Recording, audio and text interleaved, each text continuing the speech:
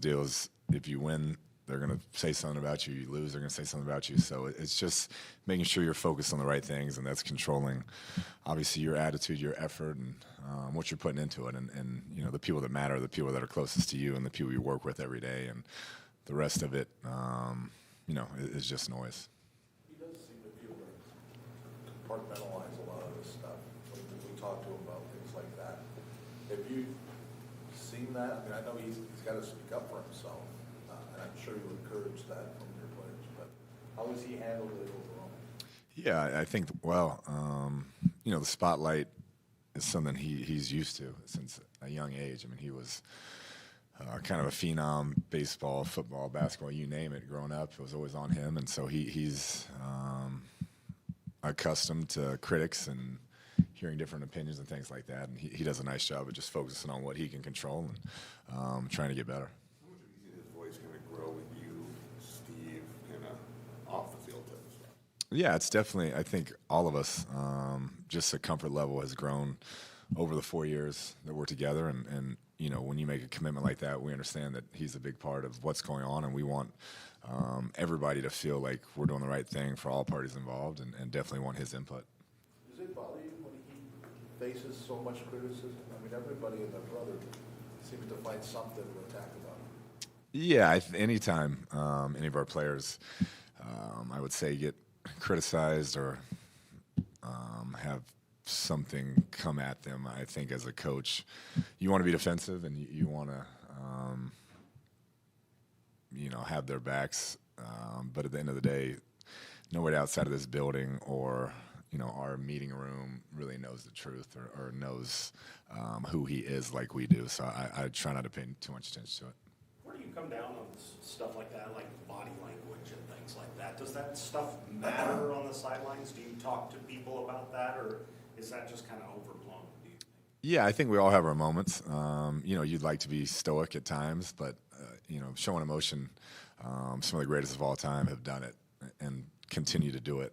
And so I think there's a fine line of not wanting to put your teammates out there on blast. I think that's the biggest thing I talk about is, like, when you're on the field, if there's something, you know, the hands up gesture, doing stuff like that kind of outs your teammate on the field, let's get them to the sideline. We'll talk about it over there. But that's the big one for me. But showing emotion to an extent, I mean, that's part of the game.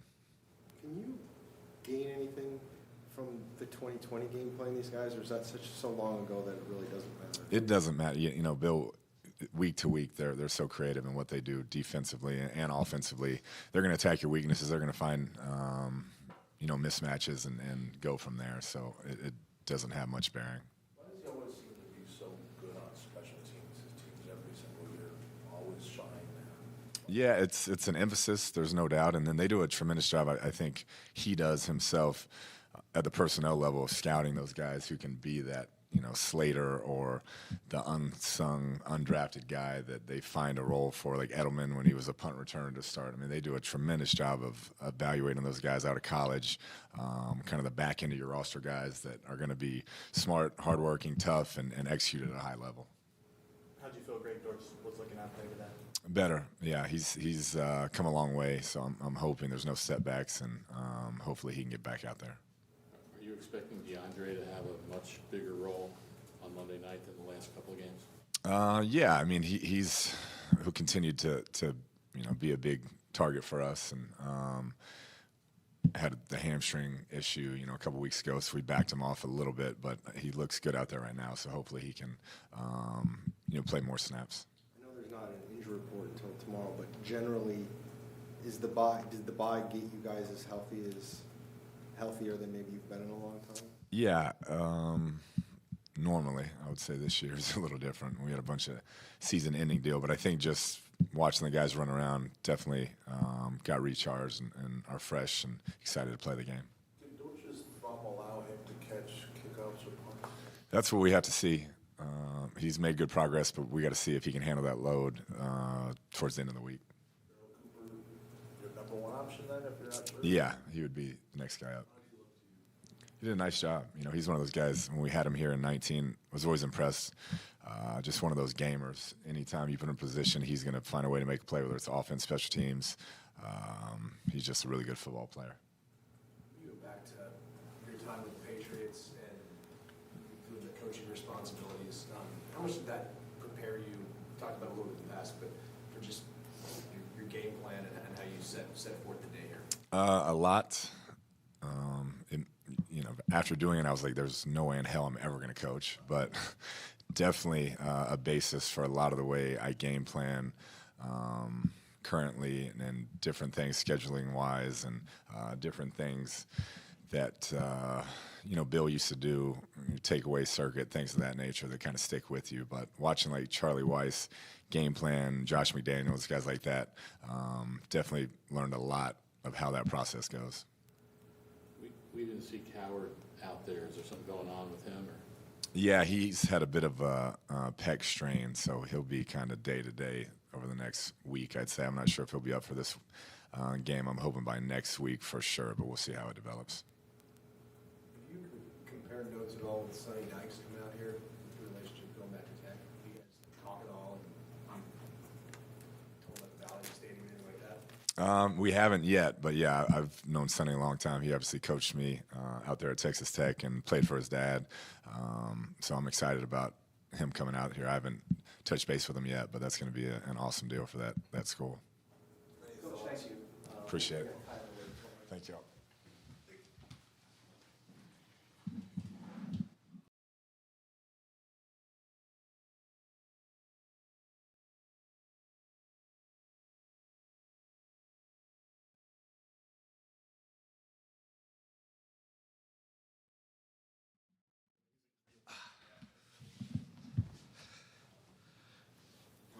How's your break? It was good. It was good. Got to take some time off.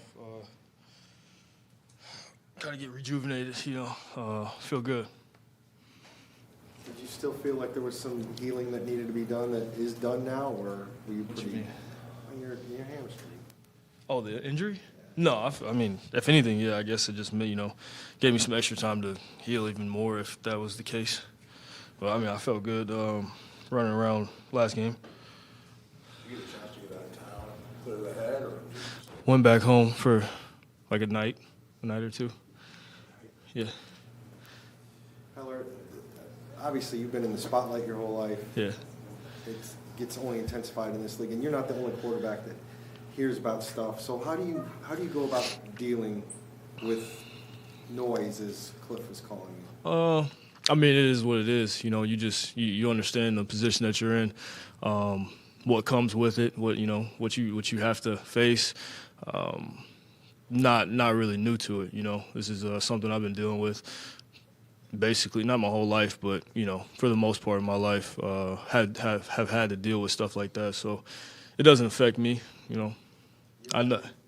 You don't look in the mirror sometimes and like, come on, man. Oh no, I mean, some instances, yes. But no, I mean, I know who I am. I'm not really tripping about anything that comes my way. Push it back though, like you did with Pat, right? I mean, if it calls for that, yeah. Do you feel that nonsense is behind both of you? Yeah, I'm not. I don't. Like I said, it doesn't affect me. It is what it is. Did he ever call you? No, I mean no.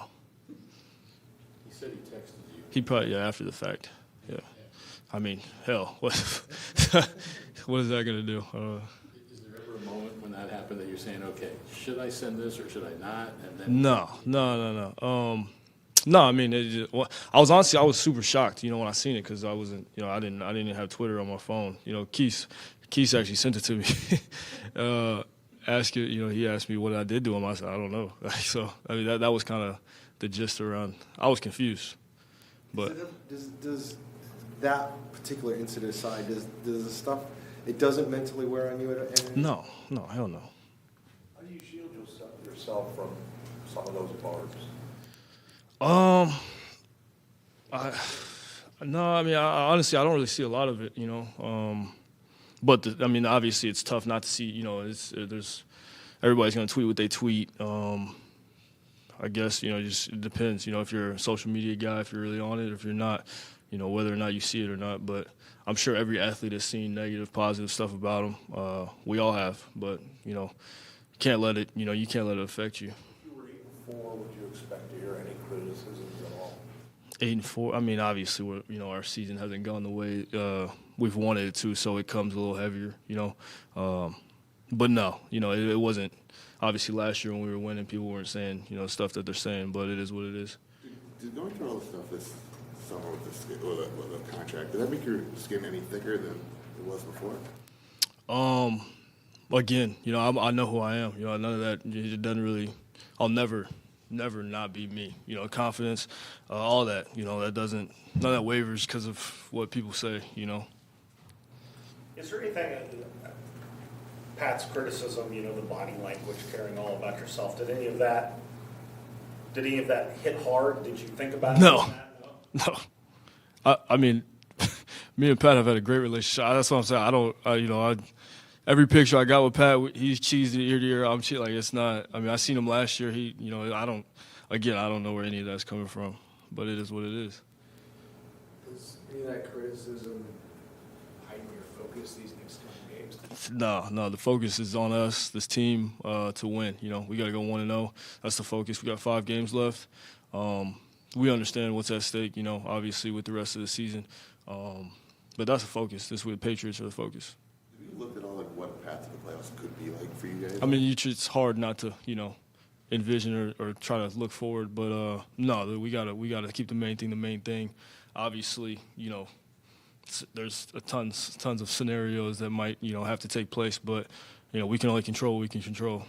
We've been through a game against Bill Belichick and the Patriots. Is it different preparing for them because of how he does things maybe than most other teams, or do you not really see much? No, I remember 2 years ago, they kind of played me a little differently. I just think with him, you never really know what to expect. They can do one thing one week and switch it up the next week, all depending on who they're playing. Obviously, he's, who he is. His resume speaks for itself. Tons of respect and for what they do, their scheme and stuff like that. But at the end of the day, we got to focus on us and go out there and execute. Have you noticed anything extra from Kliff, just given that it's his mentor and the guy that he really learned from? Oh, yeah, I know he's super competitive. He won't show it or tell anybody, but internally, he wants to win really badly. Can you notice how much you really miss Zach Ertz playing a couple games without him now? How many games has it's been 2 or 3? So yeah.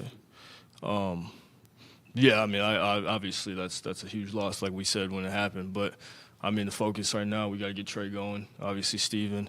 We got to get those guys going. We got to figure out a way. Obviously, losing Zach is a big hit for us. But again, Trey, this is a good time for him to get these reps. He's a young guy. It'll go a long way for him. What kind of confidence do you have in Trey?